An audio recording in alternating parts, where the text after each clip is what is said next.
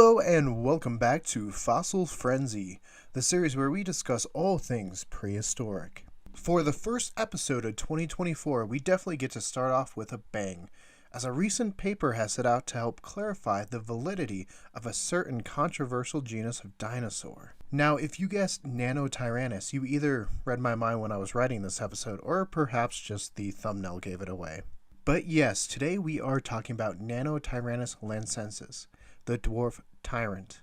Now, as the name would imply, Nanotyrannus wasn't very large, or at least it wasn't when compared to T-Rex, the original specimen being estimated at around 17 feet in length when it died. So yeah, perhaps large compared to most animals we see on a daily basis, but at this size it actually would make it the fourth smallest tyrannosauroid, with only Dilong, Guanlong, and Proceratosaurus being smaller. So how is this genus controversial, and what is this new paper attempting to clarify? To answer that, let's take a look back at the history of Nanotyrannus. Nanotyrannus was originally represented by a small skull discovered in 1941.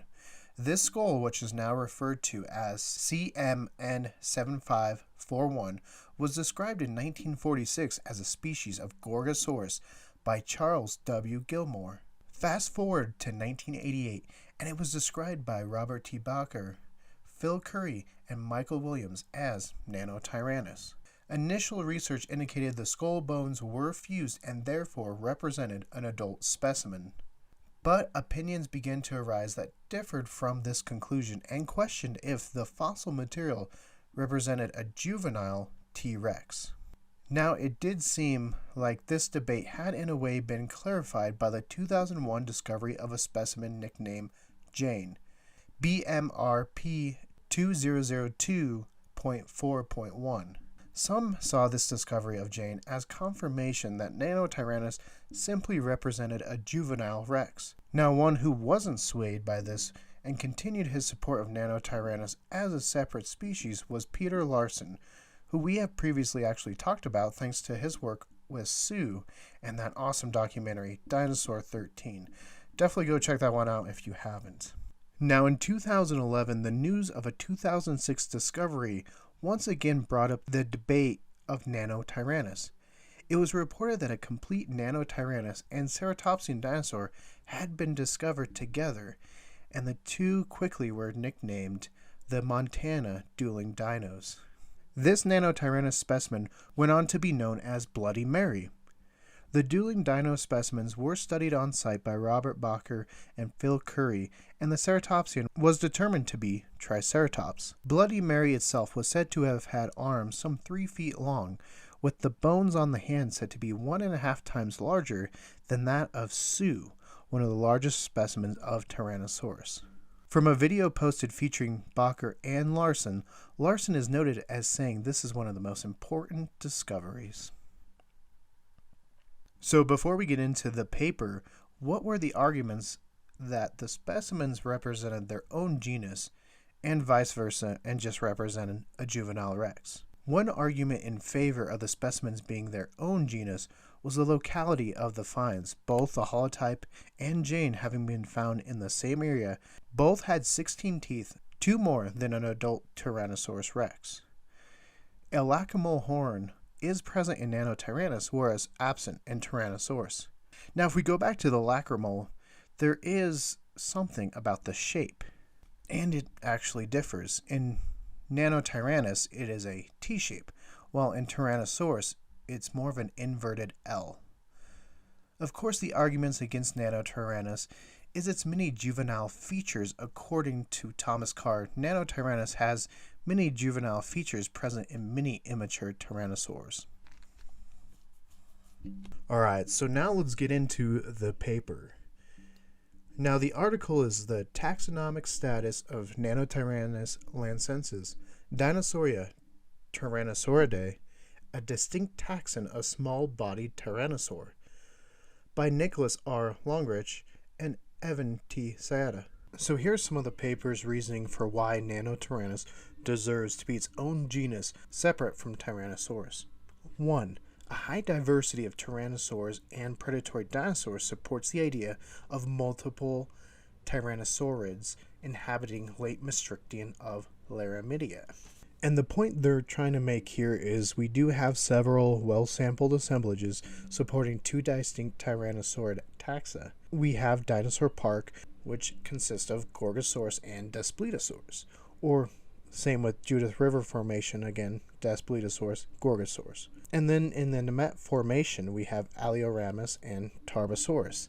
And really there is only one outlier with only one single tyrannosaur, and that is the Horseshoe Canyon Formation. In fact, we do see large carnivores coexisting in other formations, including my personal favorite, the Kemkem Formation, featuring like Spinosaurus and Carcharodontosaurus, or, the formation that we live in here in Colorado being the Morrison Formation. Obviously, you got Allosaurus, Ceratosaurus, Torvosaurus, Saurophaganax, which obviously opens up niche partitioning between the large predators. And it's not even just dinosaurs. The paper does showcase that we see distributions of different apex predators living together still today. Again, going back to our home state of Colorado, we have bears, coyotes, mountain lions, bobcats, wolverines, badgers, and then obviously wolves and maybe in the San Juans, grizzlies, but that's an argument for another day. And they're saying it's not even just land-based. You can look at prehistoric oceans. Obviously, we have Megalodon, a creature we've talked about a lot on this channel, living alongside Leviathan. So what the paper is saying is no known ecosystem, dinosaurian, mammalian, terrestrial, or marine, did just one single giant predator dominate.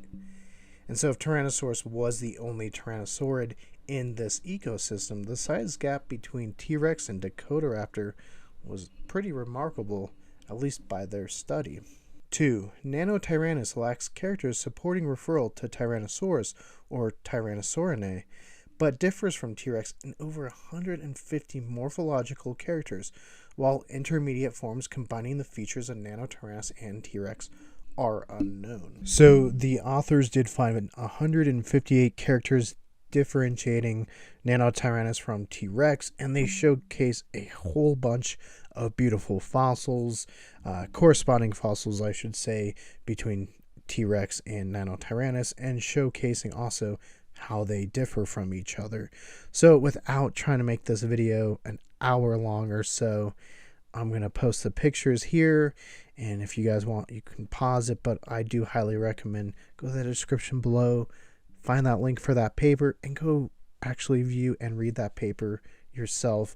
I definitely think you guys will get a lot out of it. And kind of skipping to point 4 real quick, real series of other tyrannosaurids, including Tarbosaurs and Gorgosaurus, do not show this morphological change to such an extreme that has been proposed from Nanotyrannus to Tyrannosaurus.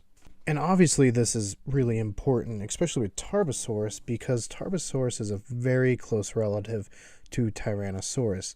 I mean, for a while it was lumped in, and even to this day some people still lump Tarbosaurus and Tyrannosaurus together, which gave us Tyrannosaurus bataar. And so looking at such a closely related animal and looking at the growth stage from a juvenile to an adult can kind of help people calculate the changes that one should see from if Nanotyrannus was a juvenile into T-Rex. And so looking at Tarbosaurus, they found from juvenile to adult just under half, or 36 characters, 45%, changed over ontogeny, and slightly more than half, so 44 characters or 55%, were stable and visible in both adults and juveniles. And this is important because obviously they found differentiating characters, 158 in the study, but also they showcase a frontal bone from a juvenile Tyrannosaurus that shows characteristics of the adult Tyrannosaurus that again differs from Nanotyrannus.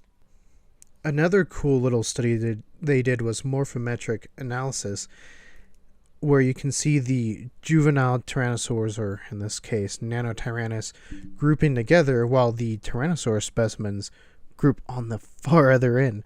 And of course, if you go anywhere and you're able to talk to someone and see a Nanotyrannus specimen up close, one of the things I think they're going to talk to you about is the arms. We kind of mentioned earlier the arms of Bloody Mary, purportedly 3 feet long. The hand bones, 1.5 times bigger than Sue. In the paper, they do showcase the manual ungulls of Tyrannosaurus and Nanotyrannus, aka the hand claws, right? And the Tyrannosaurus are using is Sue from the Field Museum in Chicago. So again, one of the largest Tyrannosaurus specimens currently known. And it showcases against 3 specimens of Nanotyrannus, showcasing just how much larger the hand claws of Nanotyrannus were. One of T-Rex's defining features is its teeth. Obviously, those teeth are super iconic, just bone-crushing teeth that we've seen in movies and film or in museums. And so they showcase the tooth count versus the dentary tooth row length in both Nanotyrannus and Tyrannosaurus, with this top one showing the maxillary tooth count and the bottom showing the dentary tooth count. And it shows that even no matter how long that Nanotyrannus jaw is in the different specimens, it still hovers around that 16 to 17 teeth in the maxillary and the dentary. Whereas compared to Tyrannosaurus in the maxillary, the low end and the high end all hover around 12, with some outliers around 11 and 13, and in dentary closer to 13, with some as high up as 15, but still not as close as Nanotyrannus. So what they're arguing is it just won't see that big of a change. So having already talked about point 4, which was the growth series, let's go back to point 3, which is histology.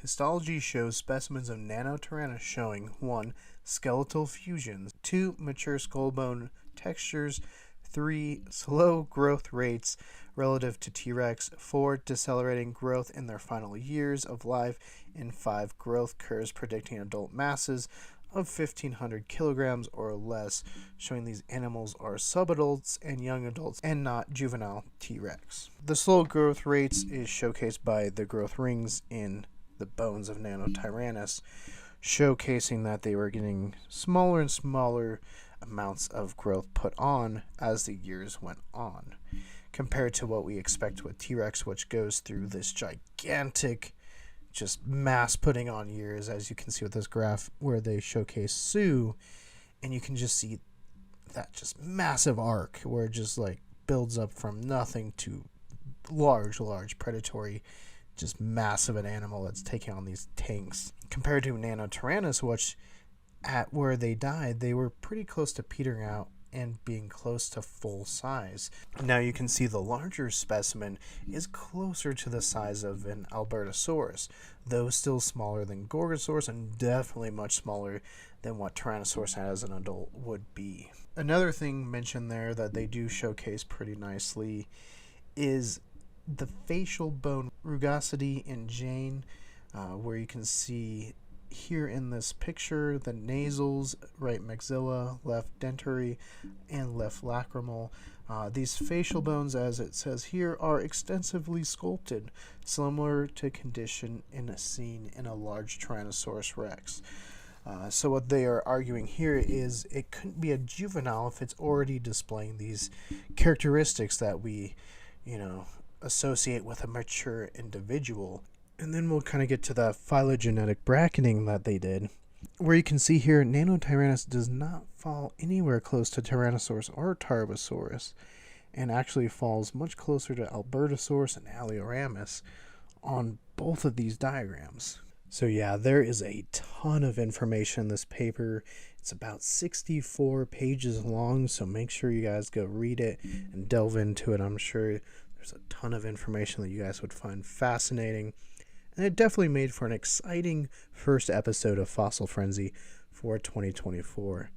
Now, being that the paper does discuss both T-Rex and Nanotyrannus, I would expect that we will probably get a rebuttal paper here in the near future, sort of similar to how we got that rebuttal paper to the 3 Tyrannosaur paper that we covered a few years ago.